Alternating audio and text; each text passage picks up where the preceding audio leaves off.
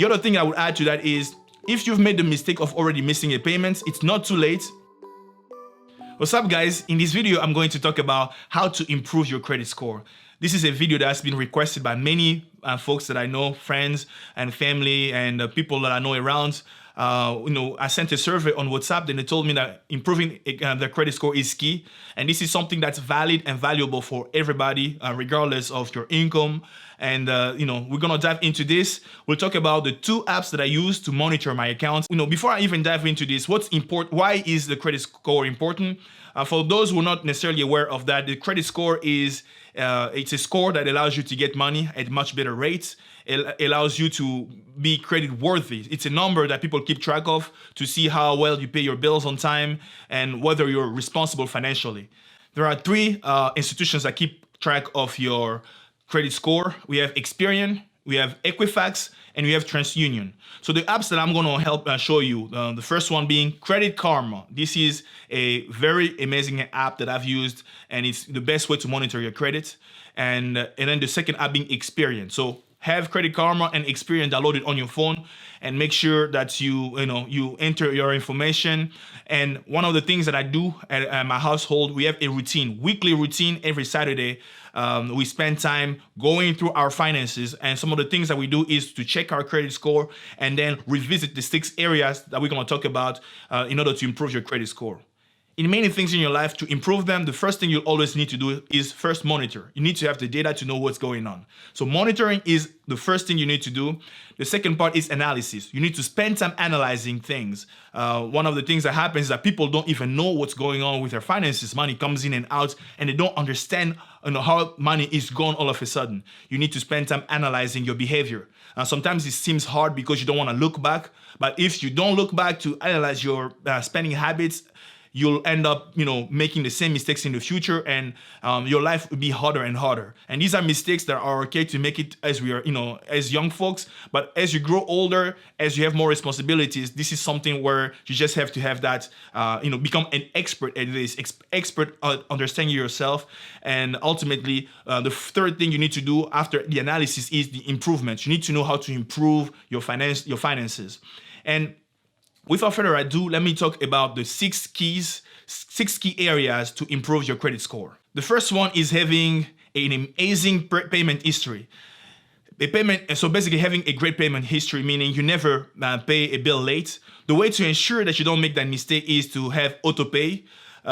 Use autopay to make at least a minimum payment. My preference would be to pay off your credit card right away, because it costs you almost 20% every year. So if you owe them, let's say $40,000, chances are they charge you about 20% interest overall. So you'll be paying them, even though you're making your minimum payments, you'll be losing every year about $8,000. So it's better to just not owe them anything. And even if it's just $2,000 that you owe, it means that you're going to be giving the credit card company about $400 a year, which is a lot of money. It seems small, but if you think about 10 years, that money increases. And if you owe them more than that, just do the math, 20% every year. So this is an estimate. It's not an exact number, but that's how much money they end up making when you don't pay your credit card off right away, and you only make the minimum payment. So my advice is always pay that off. And when it's fully paid off, you'll see your credit score will skyrocket. So this is another proof to show that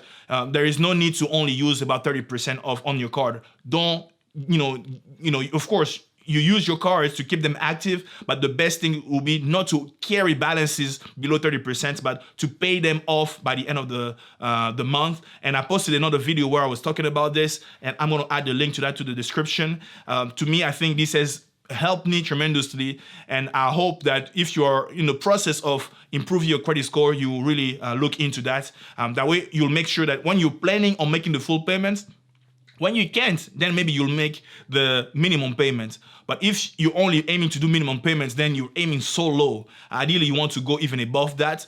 And there was also a great comment that somebody posted. Ken posted a comment. Please read that comment on that video. It's going to also some other ideas for people who have more discipline. For the rest of us, we need to use, very strict ways. I would say just pay them off right away. Otherwise, you'll need only 1 day of temptation out of 365 days. You're going to go and spend so much more, go shopping, then you're gonna spend the rest of your year, if not next 2 to 3 years, trying to pay off the debt because you've spent the money that you haven't earned yet, the money in the future that you hadn't even planned on making within the same month. So one thing, pay your bills on time.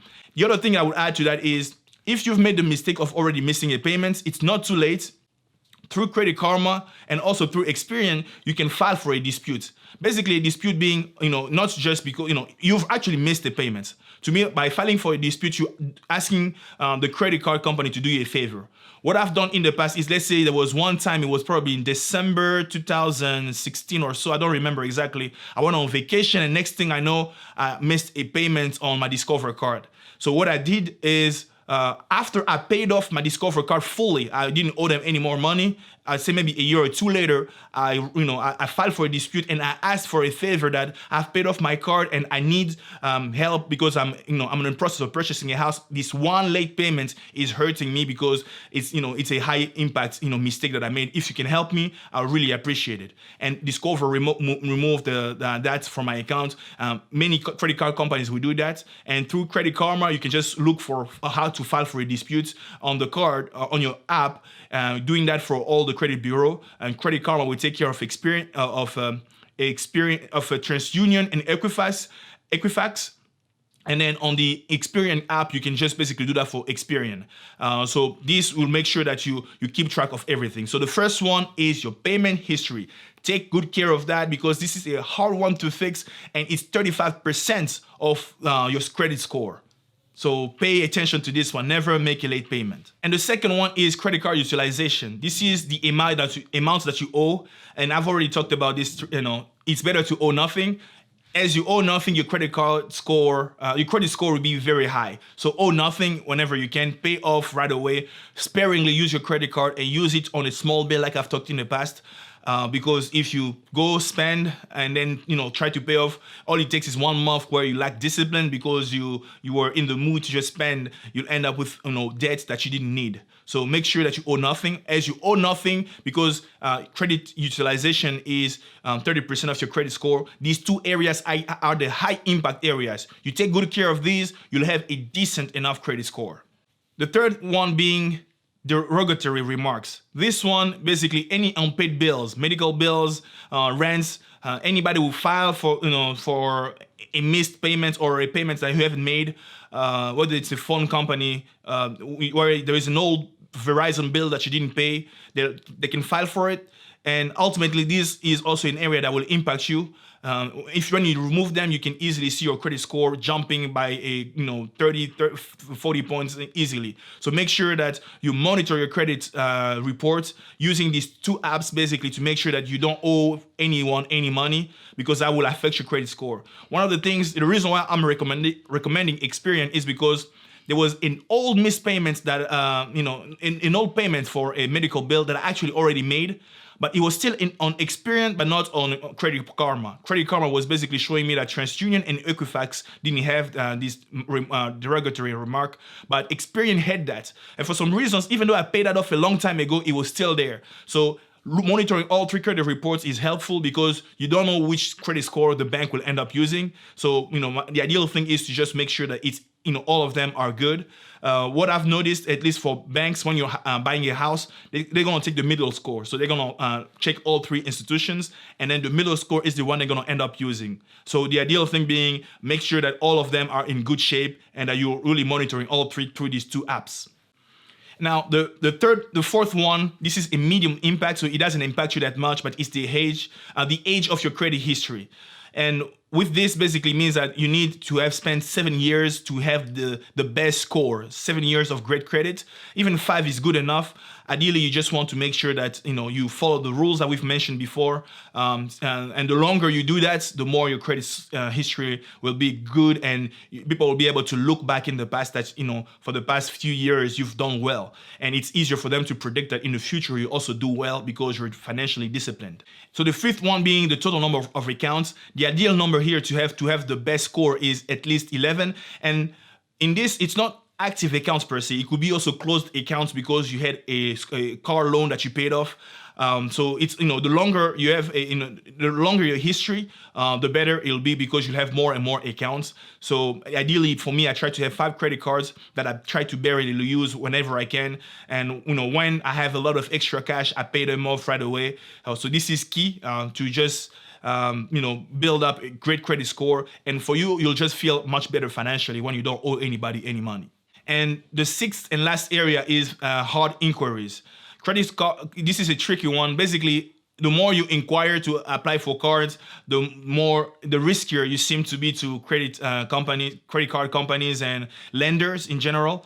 So what you want to do is only inquire once a year. So once a year, choose a credit card to apply to. If you do that on average, every 2 years, you'll have a maximum of 2 inquiries.